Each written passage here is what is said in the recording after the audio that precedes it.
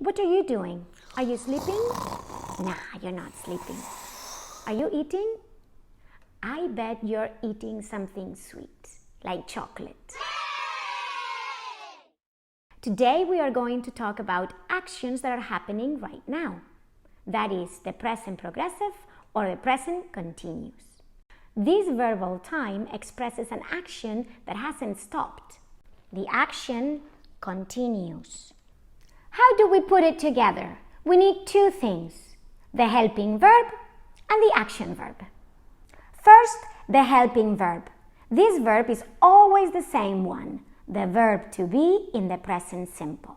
I am, you are, he is, she is, it is, we are, they are. And now the action verb. This verb changes depending on what you're doing, and we add ing at the end of it.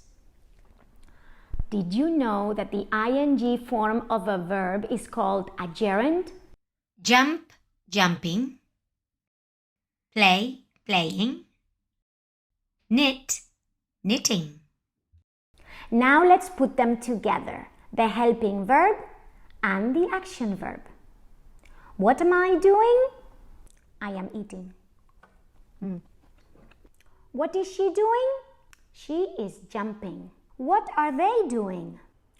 They're playing. Easy, right? Well, there are some challenges because there are different spellings for some of the action verbs when you add ing. But if you follow these 4 rules, it's going to be very easy.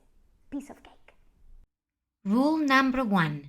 When the verb ends in E, we take away the E and then we add ing, the gerund. Rule number 2.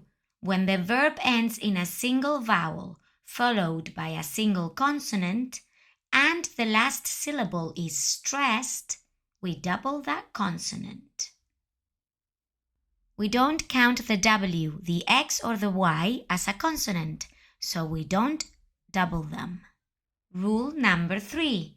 The consonant L is special because when the verb ends in a single vowel followed by the L, you always double the L.